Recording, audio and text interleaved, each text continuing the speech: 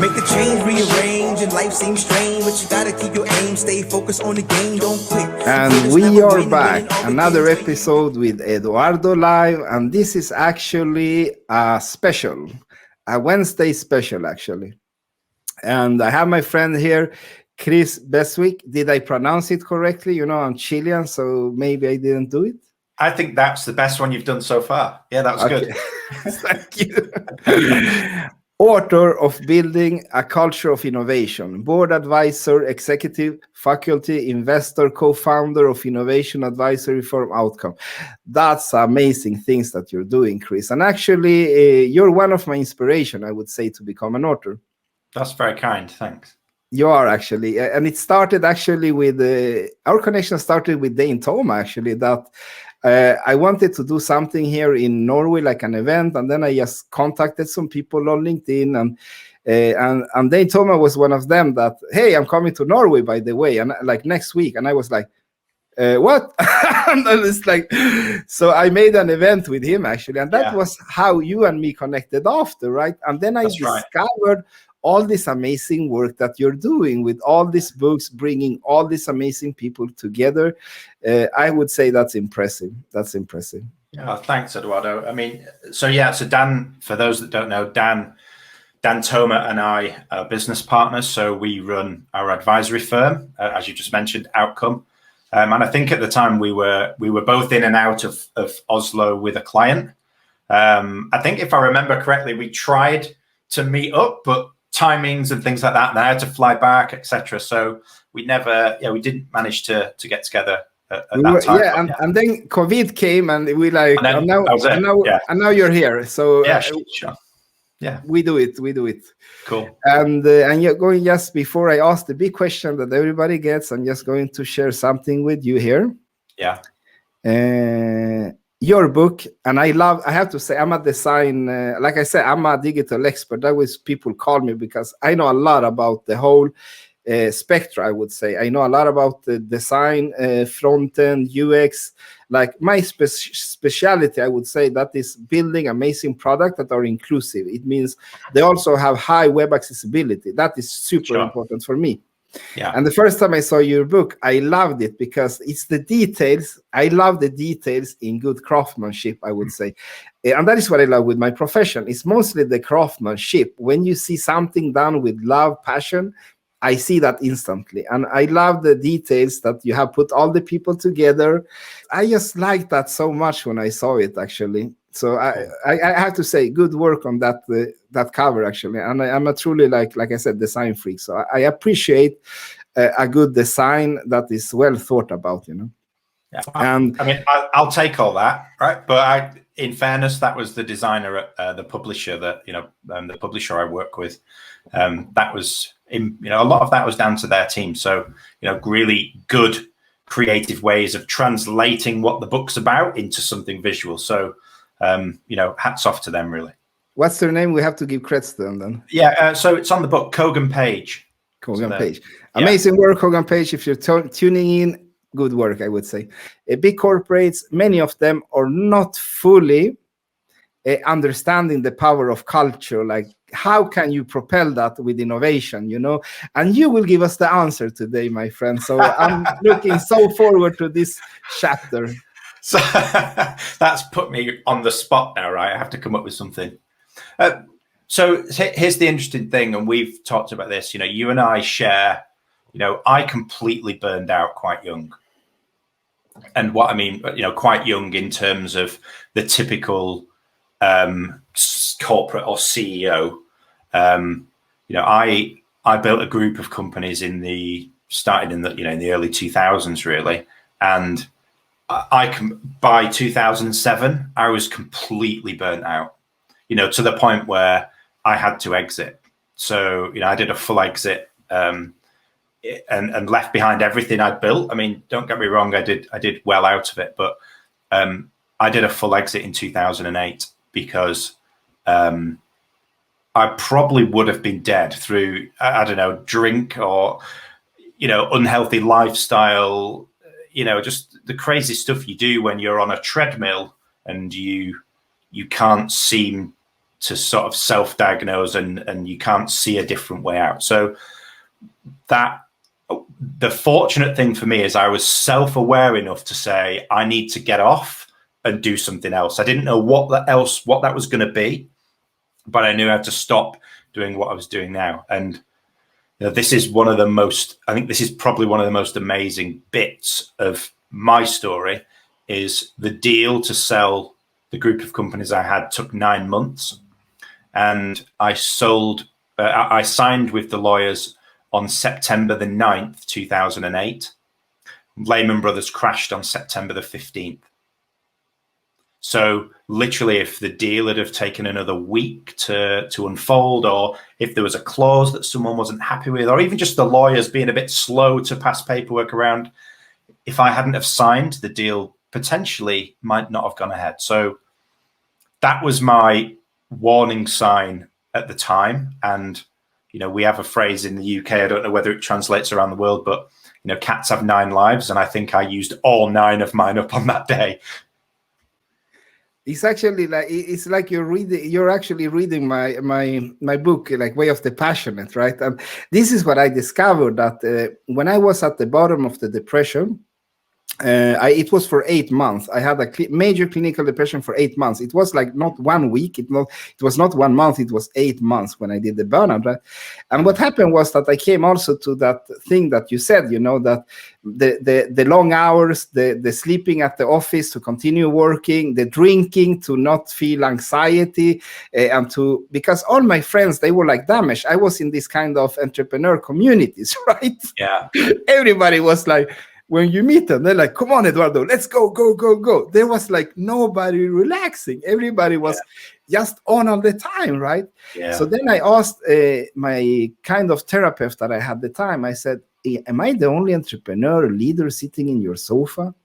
And she looked at me, she said, Eduardo, in that sofa, you will find the board of directors, you will find all the CEOs, and you will find a lot of entrepreneurs that you know Eduardo, but they don't speak. And I say, why they don't speak? And she told me that stigma, Eduardo. They never want to be remembered for that. Yeah. And I was so furious, I remember. So I decided there and then that if I could come back to the same level or higher than before and learn not to do that again, the crash, you know, sure. Yeah. I would write about it. And that is the journey I have been on since, actually, that is my personal mission I've been on. Since that day, actually, more than 10 years now, and now it's coming to life, right? Yeah. So this is what I discovered. It happens to all of us. It's like, but nobody talks about it. That is what annoyed me so much. It's like, why do we feel so much shame to talk about being a human? And that is my conclusion. And men more so, right? You know, it's a typically male thing that you don't want to admit that something's wrong and you don't want to ask for help. And, you know, majority of us, you know, we don't want to show that kind of emotion. We don't want to show that we're vulnerable. You know, and the irony now is some of those traits are the very things that I work with leaders on. Some of those things are actually now, ironically, really important for great leadership, you know, vulnerability and things like that. So, you know, my perspective is, and I like to think that this is a real add in terms of value for the CEOs and the senior teams I work with, is that I've been a CEO, you know, I've worn the shoes, right? And so I know what it feels like. I know the pressure that people at that level are under to, you know, deliver results, to, you know, employ people, you know, the pressure specifically as an entrepreneur of, you know, people now work for me, their mortgage and their children, their lifestyle and paying the bills actually is now like, I'm responsible for that. And that comes with a huge amount of pressure. So I have a real, you know, firsthand knowledge and experience of what that's like at a leadership level. And that really informs the work that I do now on helping leaders understand how to lead for innovation. So it's quite, it's a powerful perspective, I think.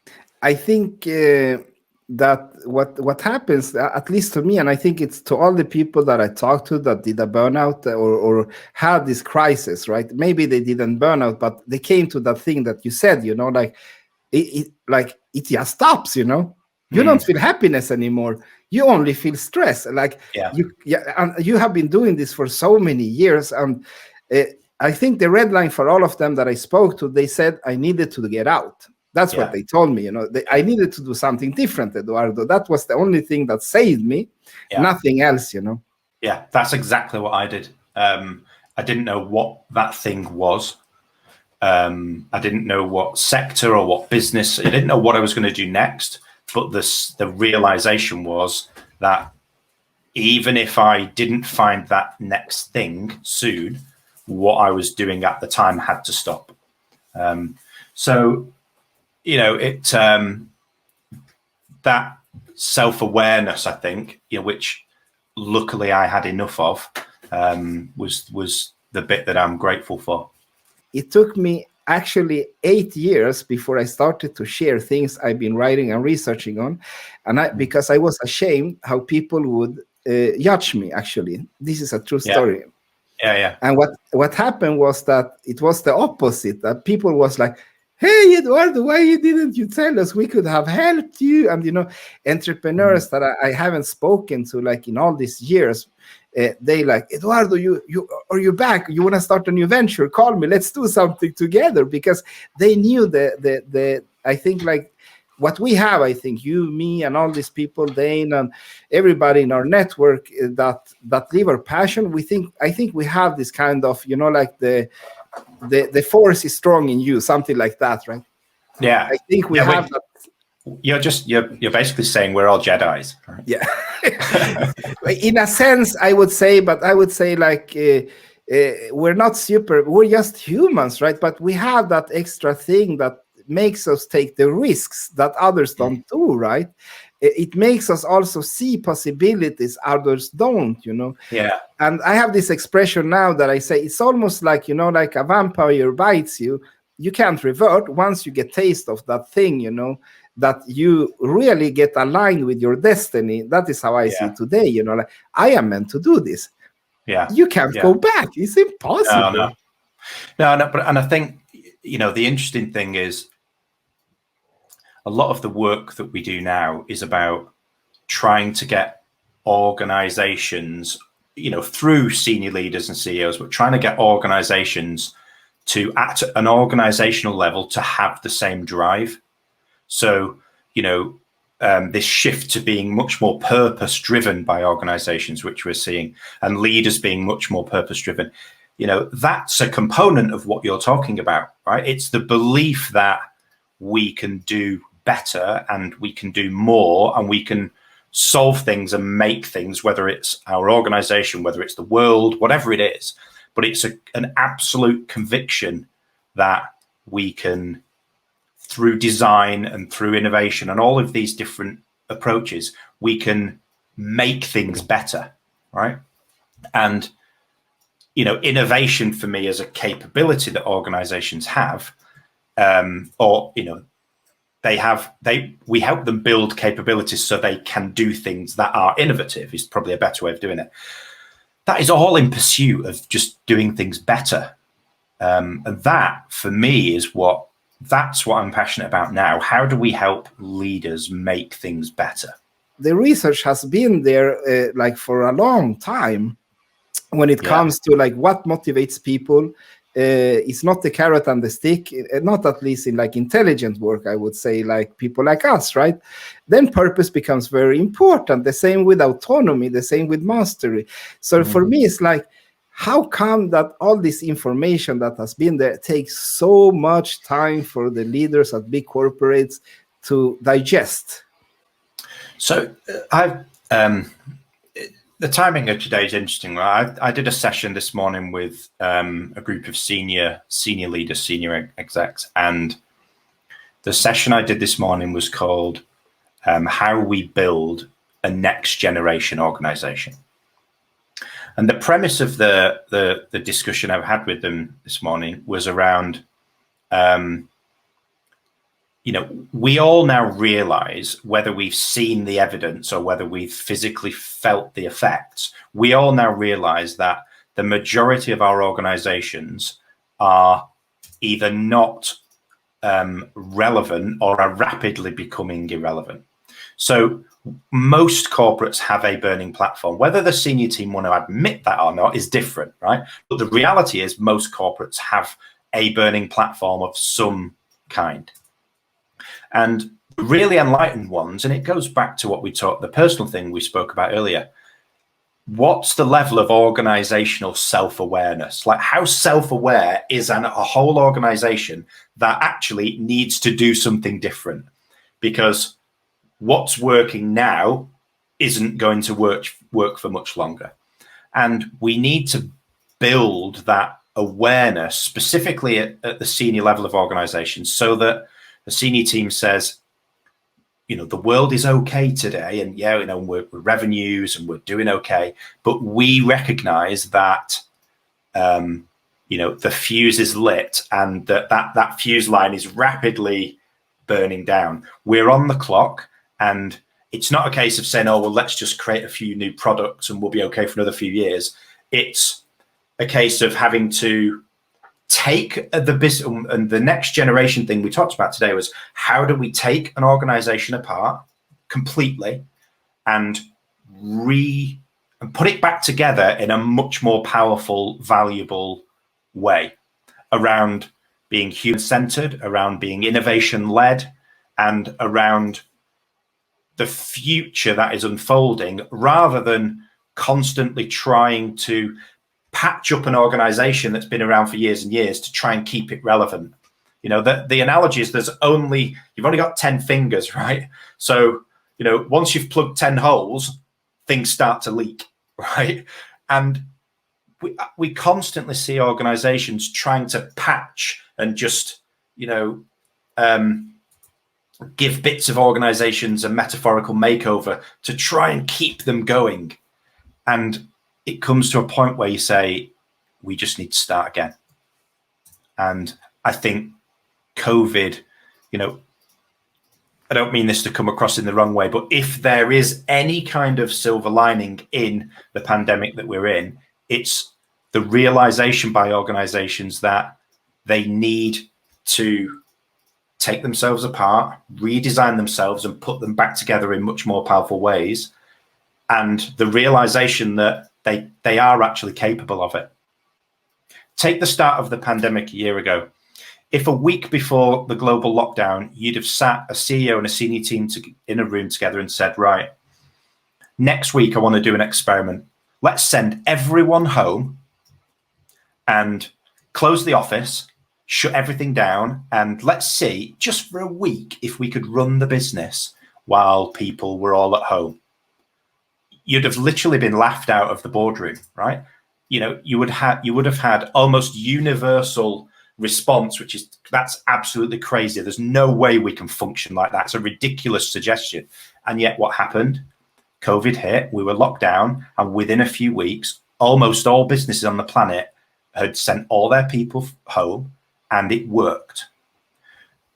The pandemic has proved to organizations that they can make fundamental shifts. They can take their business apart, put it back together in a different way, and it can work. And what I hope is that has shown organizations what they're actually capable of, if they then design and purposely do something like that, rather than have to react to a global event. That's what I think is going to be interesting over the next few years. I could listen to you all day. Like, you're preaching my gospel. I am just sitting and enjoying, and like, oh my God, I wish all companies in the world could listen to what you just said, because it's so important. Yeah. It's so important. When I started to write about companies, I started just like from the basic, I started just with culture. Like, why is culture misunderstood? Like, why do some leaders, when I ask them about company culture, they tell me, oh, that's after work, Eduardo. I'm like, no, it's not.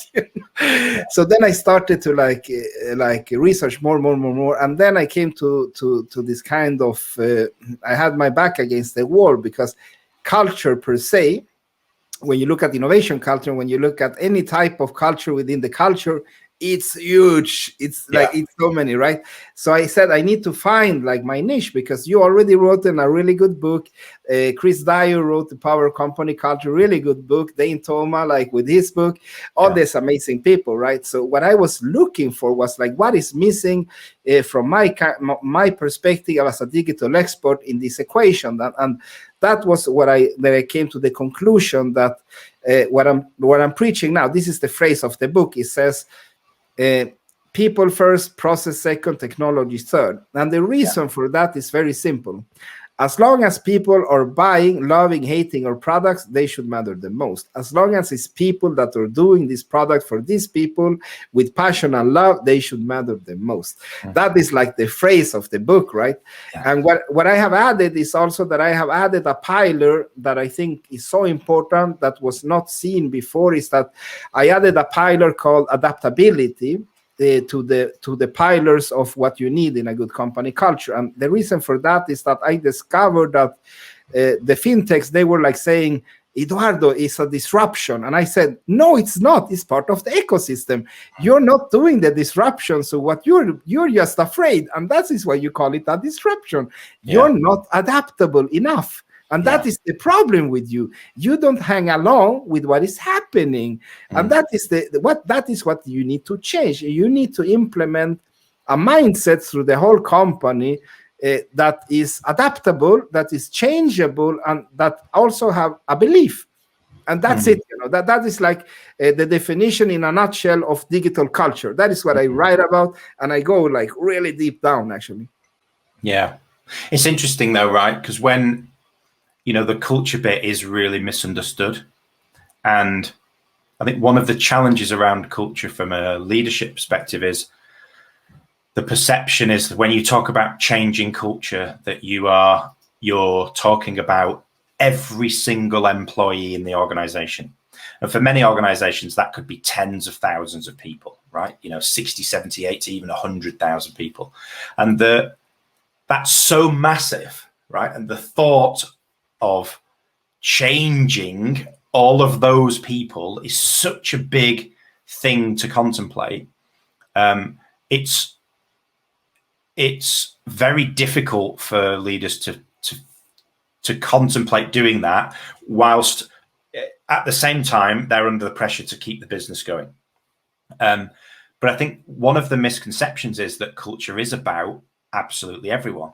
And the best analogy or the best sort of parallel to give people is if you look at a country and you say, look, a country's got whatever, 50 million people in it, right?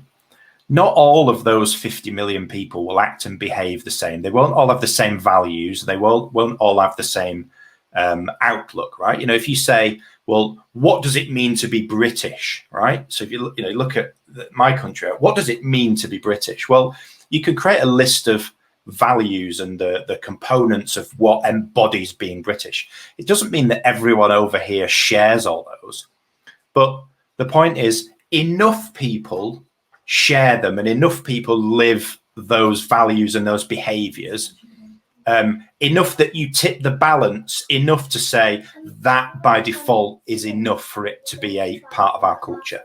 And organizations are the same.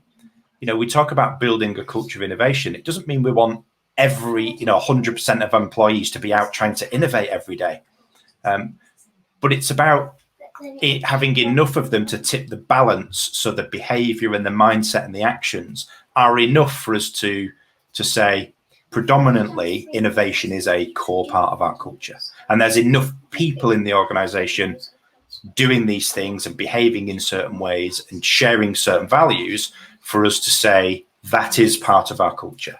And I think it's a big challenge that leaders need to, just something that people need to digest and understand. Like I said, I could listen all day.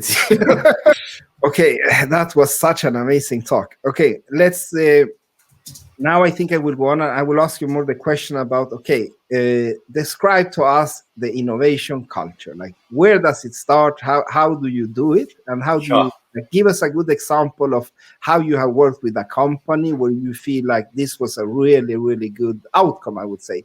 Sure. Like Okay. a nugget from your experience. If you can you share something you've done with the client, or is everything like confidential? Yeah, I won't give a client name, but I'll reference it in the context of Give a us client. some examples from like some of your journeys with the companies. That's Sure. Yeah. So it's a really good question. And you know, the first thing is it will mean slightly different things to different people in different organizations, but you know, for me, fundamentally, so I suppose the first thing is to define innovation, right? Because there's huge global confusion about just the very word and what it means, right? So, you know, most people will know the company that Dan and I run is called Outcome, and it's called Outcome for a reason, because our view is that innovation is an outcome, right? Most people are there's a lot of talk about innovation being a thing that you have or do.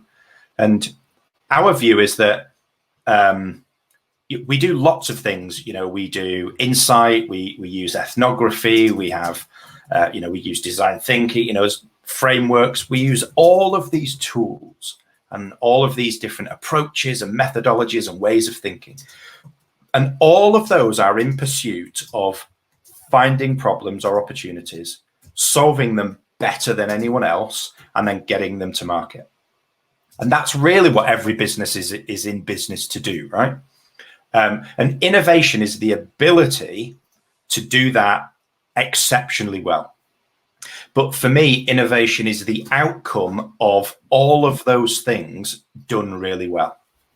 And I describe it as this. And I think the challenge is organizations self-profess innovativeness too much. And, you know, we now have innovation in straplines. We have innovation, the word peppered through annual strategies and reports and things like that. My view is this. Innovation is a badge that can only be bestowed upon us by our customers, right? If the customer says, I've just seen that thing that Eduardo is selling, it's absolutely phenomenal. It solves a huge problem that I didn't even know that I had, right? It adds enormous amounts of value. It's really accessible, right? It's cost effective. Like, it's just the best thing ever. I'm going to tell all my friends about it, and I'm actually going to buy 5 because it's so good, right? That as an outcome is what we all want when in our organizations. That's why we pursue innovation. Now, notice I never said that thing that Eduardo did is really innovative. I used lots and lots of other words to describe how amazing your product or solution is. I didn't need to use the word innovation. We're so hung up on labeling every little idea and every initiative that we do as a corporate. We're so hung up on labeling it innovative that we forgot the very reason why we pursue innovation. So my view is that outcome is what we want. If you want to call that innovation, great. But if you don't, it doesn't matter. If we get the outcome, whether a customer says that product that Eduardo's just launched is really innovative, or if they don't, it doesn't matter, as long as they buy it and they buy thousands of them and they love it. And as soon as you release version 2, they're queuing up outside your store to buy the next one. It's the result and the outcome that matters. So when we understand that, and when we position our organizations around the pursuit of that, rather than just doing lots of initiatives that we can call innovation, it changes how we focus on it. And what we then realize is that that capability needs to be something the whole organization pursues, i.e. cultural, versus just focusing on new products or R&D, the typical approach to that small team over there, they're the innovators. Because innovation is about, as I said earlier, it's about the pursuit of better, right? And we can build better business models. We can build better products. We can build better services. We can lead in better ways. we can build better organizations. And if we use the tools and the frameworks and the thinking that we all use as designers, that we all use to pursue innovation, we can make everything better, which means it's about every person in an organization. It's about everyone's contribution, and it's about every part of an organization and how that organization interacts with clients.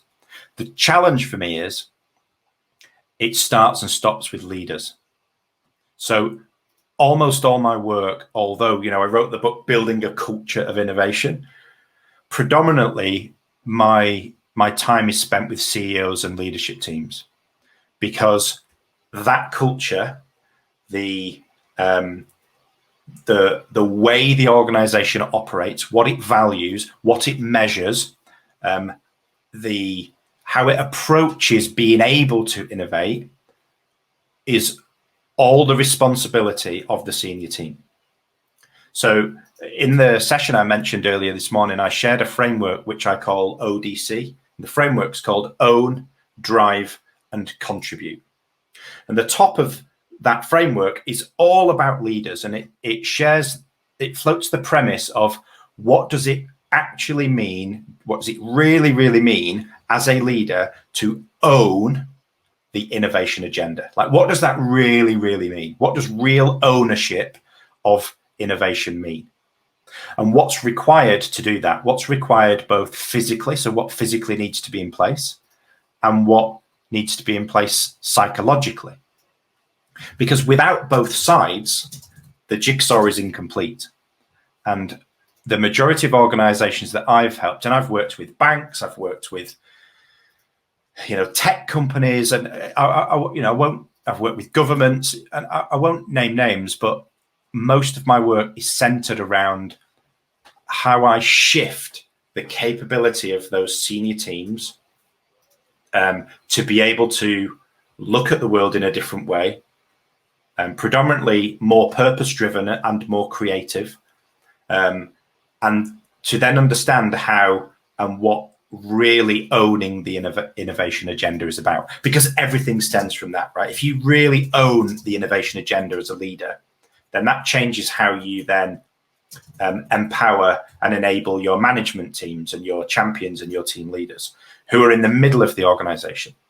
And that framework I mentioned a minute ago then gives a different context to how you enable them to drive innovation on a daily basis. So how do we enable the middle of an organization, those middle managers, often referred to as the permafrost and the frozen middle? And they're obviously they're usually cited with, well, that's where innovation stops.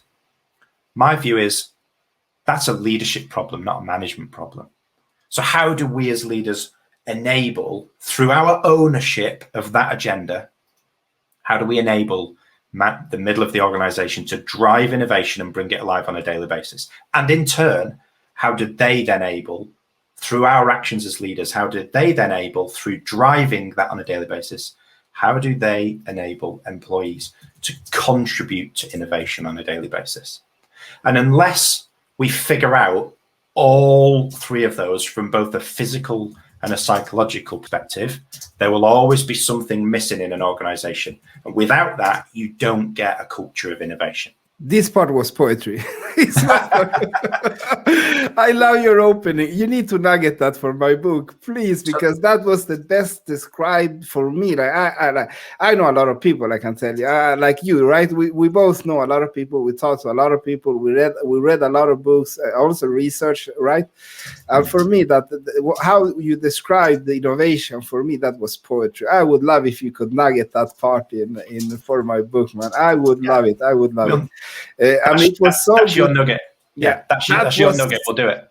That was so well said, and this is what, like I said, I don't go into deep in all the things when I write my book, The Digital Culture. I will focus on the thing what I said, like adaptability and all these kind of things that they need to nourish that part, right? But what I say, like when it's regarding innovation, what I say is that it should be part of the culture, just so you know it, And here's a book, by the way, by Cris, that my friend, you can read that if you want to go to the deep. But I have only one thing to tell you. This is it. you can't build innovation around a satellite called the innovation team. Yeah. This is the thing that I see so many corporates are trying to do. They start like this innovation team, they hire this inspirational person that is like the innovator, and that is what they promote. They promote that team, and they promote like that person, and then innovation is happening everywhere in the company, right? And then another revelation that I had that was for me was so important was that when I look at, I try to analyze how they operate, like from my background as an entrepreneur, where we couldn't have any company politics, we will never grow, right? You can't have all this kind of stuff, right? And innovation, that is part of everybody that can, like you said, right? It's not that now everybody's innovative. That's not either the thing, right?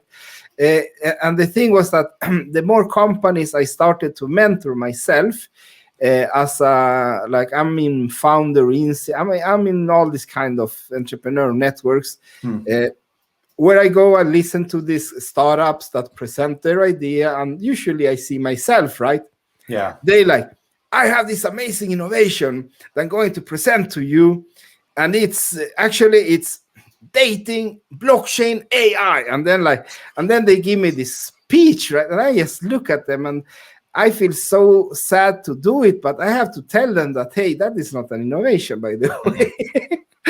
And that is the thing, I don't know what they learn in, I think the problem is deeper than that. I think in universities, they need to tell them, describe to them what is an innovation, but the same with starting a company. It doesn't make you entrepreneur. We had a discussion yesterday with a friend of mine about this, that is having an innovation cluster. He said, Eduardo, I think that they should have done 5 failures. And I started to digest that yesterday. I said, no, it's incorrect. It's not the amount of failures that you did. It's that when you have reached a level that you can start anything with just the heart, the brain, and your passion, and you know what to do in each step to move forward, then you can call yourself an entrepreneur. It's not the number of failures, it's the maturity in your ability to run an idea. And like you said, it needs to have a client, it needs to have a user.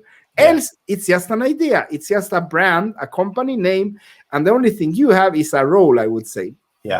Before that, there's nothing, according to me. Yeah. Well, I think part of the challenge is most organizations that we will work with, and the ones specifically that I work with the leadership teams on, they will talk about being innovative and that they are innovators. When you really unpack it, they're inventors. So, and they haven't really distinguished between invention and innovation. When you unpack what they do and how they do it, they're actually inventors. They've come up with tons and tons and tons of ideas, but the majority aren't commercially viable. They don't solve a real problem, and they haven't, even if they did, they haven't got them to market.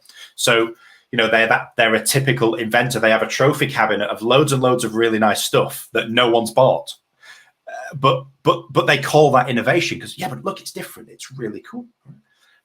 So, we have to define innovation much better before we start the journey towards trying to become innovative. And a lot of companies don't define what it is before they start building strategies to try and do it. And that's part of the challenge. I saw a lecture, this was like when I started my career. I started my first startup when I was 20.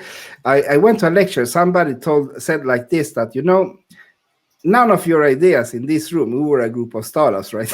He said, none of you have a unique idea. And like some people were offended, right? I was not offended because I realized it immediately once we had our first innovation. I think it was we call it innovation, right? Yeah. It was a SMS reminder solution for dentists.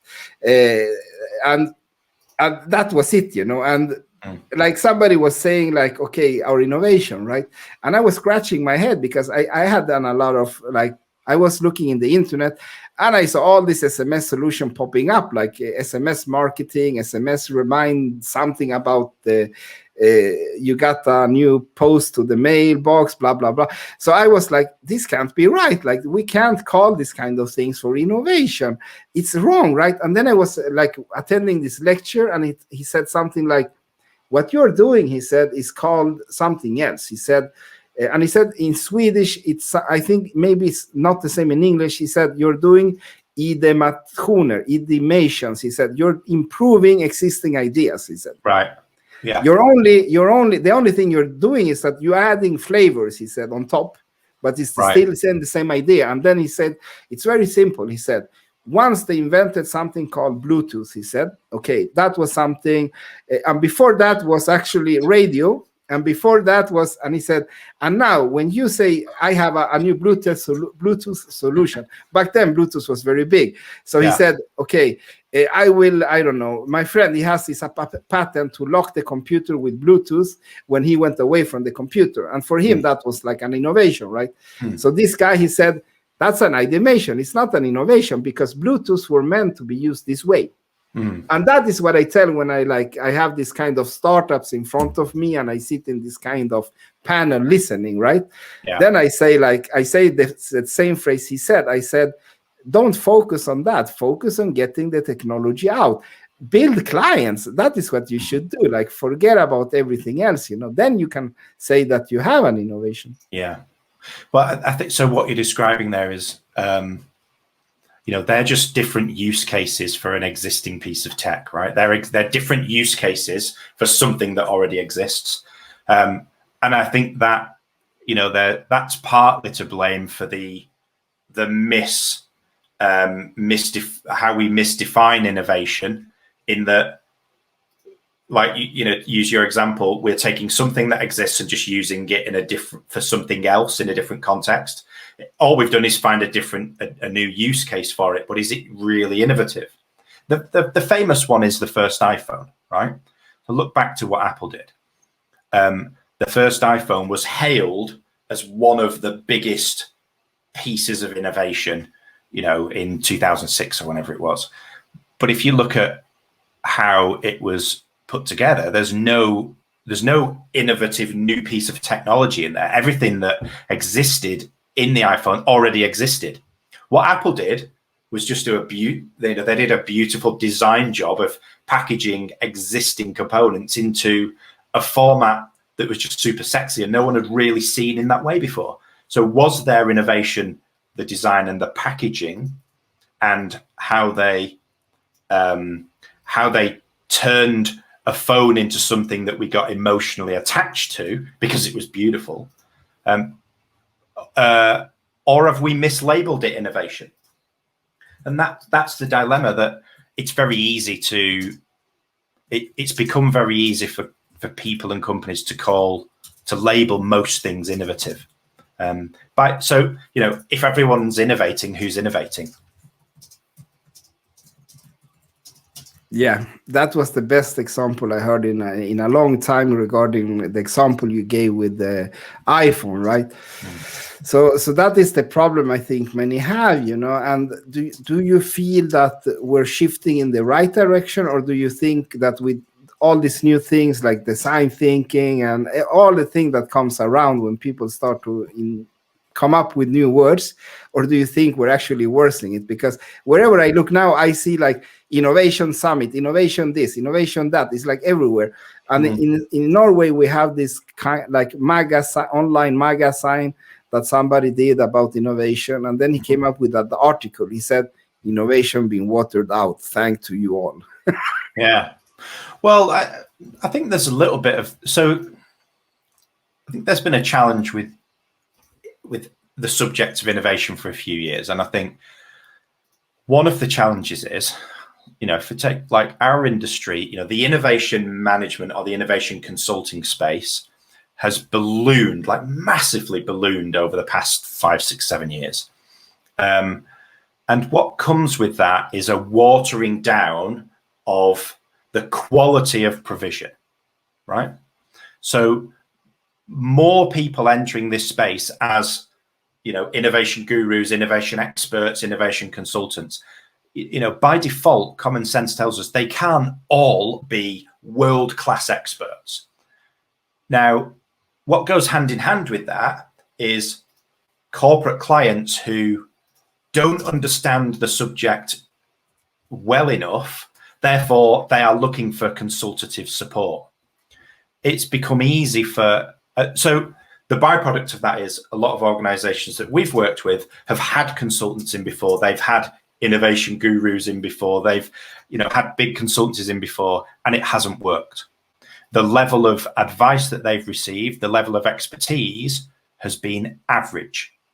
And that's a byproduct of a sector, of an industry being saturated with so many people calling themselves innovation experts. So I think we have watered things down a little bit. I think the definition, innovation itself has lost some value because the word itself is just being used everywhere and in lots and lots of different contexts.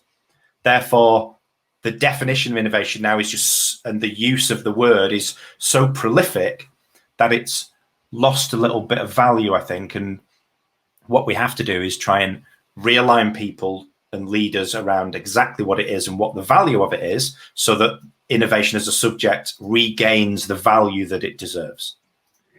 I could not agree more on that, actually. I write about this thing that I also discovered was that people came to me, they're like, Eduardo, digital transformation, oh, Eduardo, design thinking, all of that, right? So then I had a lecture about that, and what I said was that for me, when people come to me with these words, it annoys me first, because we have been doing innovation, we have been doing transformations since we started digitalizing with the first computers. Yeah. And that is the thing. We always used that, and we were able to do that. Now they come to me and they say, Eduardo, we need to have a design thinker. We need to have a design sprint, like from Google, to be able to innovate. We need to. No, you don't. You only need an engineer. You need to have dialogue with the client. You need a designer. You need a domain expert, and you need a really good team that are willing to commit to find out what should the solution be in dialogue with the client. That is what you need, and then you can call it whatever you want. Call it, I don't know, add and then the designers also, now they started to have all these names, like even designers themselves are starting to, oh no, Eduardo, you need to have one of our designers in this area to be able. I said, like, no, we don't. We need to have the right people. That is what we need. Not these titles, not these roles. We need the right mindset. We need people that care about the client, truly care about the client, Don't talk to me about all these words, because I have been doing that for 20 years. And I never went to a course about design thinking or digital transformation. And like you said, gurus invent these names, and then it's like, now we will earn money as consultants on these names, right? I say, help the companies to innovate together with the clients. Read Cris' book. Here is a book. Take it, read it, like faster. Yeah, so, the reality is the word, innovation, the word that we use so prolifically now, companies have been innovating since companies started. It just wasn't labeled innovation. Innovation's just a word that has gained prominence over the last decade, and has been used to label the activity that companies have always done. And that activity is, how do we find, it's design thinking, basically, right? We've found a problem, or we've spotted an opportunity. We've created something that addresses that problem or opportunity, and now we're going to try and get it to market and sell it.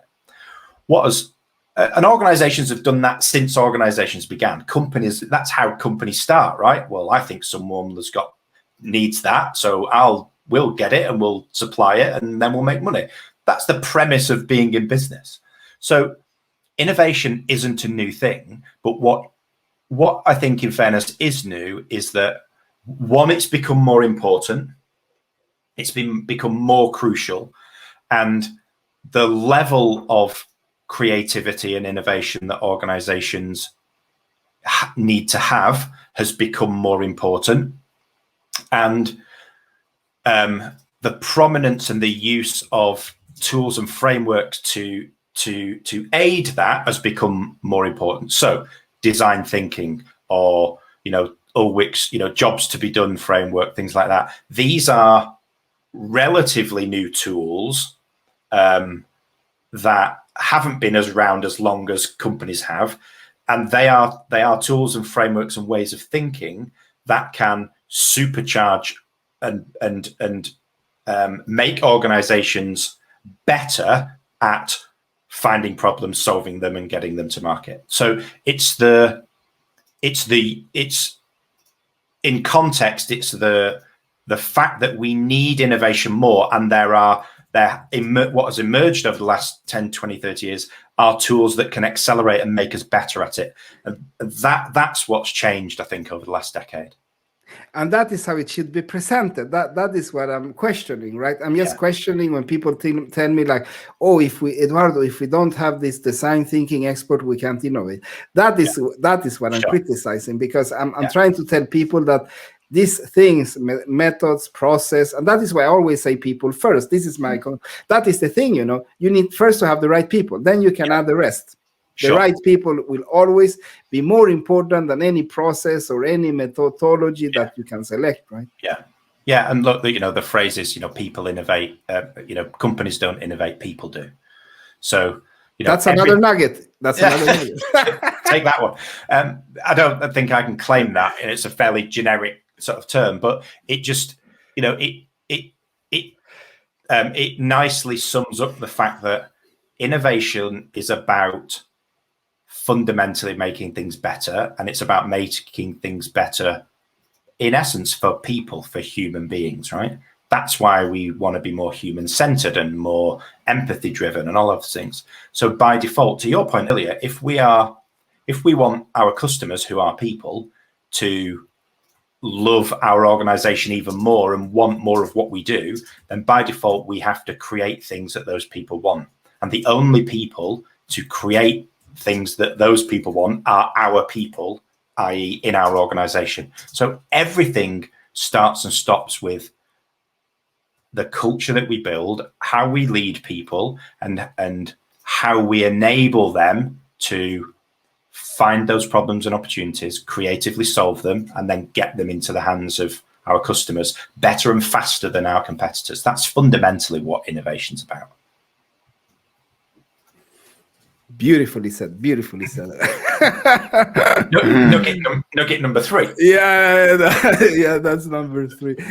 I want you to connect with Steve Foster, because one golden nugget is, I say like this: I usually never recommend things to people before, because in my early career, everything that I found that I liked, I was like, oh, you need to do this, you need to try this, you need to join this, right?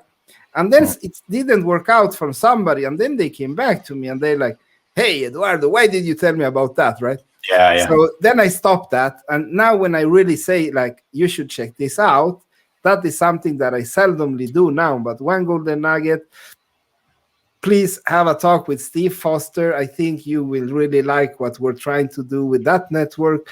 And it's about sharing wisdom with the world, I would say, and to be amongst people like us, I would say. We're all been bitten by that passion thing, like the passion mosquito has bitten us all. That is the common denominator, I would say. Yeah, I agree. Yeah. That was so amazing. Like we're closing up the hour now, and tell us, like, how can people connect with you? What is like your preferred channel? So I suppose LinkedIn is the super easy one. There's no just I was going to say Google me on LinkedIn, but that's wrong, right? So search for me on LinkedIn. There's no H in my name, so my name's Cris, and then my surname's Beswick, Beswick. Super easy to find. Or there it is. Message me, connect with me, drop me a message. I think my email is really simple. It's chris@chrisbeswick.com, or go to Dan and the site that Dan and I run for our firm, which is weareoutcome.co. Let's open that one. Open that. So weareoutcome.co. You can email me and Dan directly from there, messages. But connect on LinkedIn. follow me on Twitter, Facebook, Instagram. I think pretty much it's all the same. So yeah, dead easy. I love the Outcome website. Let me share it before I let you go. I really liked it. I value good design. Actually, I truly I'm so damaged by industry by now. It's like, let me see here. So, if you scroll down, there's a little thing on me and Dan there, and you can connect with us on there. But that's our story, right? That's an insight into what we do and how Dan and I have combined both of our books into the approach that we use with senior teams, helping, in essence, transform them in pursuit of innovation. I really like this. I will put all the links for the listeners to, and here are the books, right? I will put the links to everything you need to know on the description for everybody that is tuning in. So you can just click on them and you will come to the sites that we just shown. Any last message to the listeners before you go? Watch out for Eduardo's book.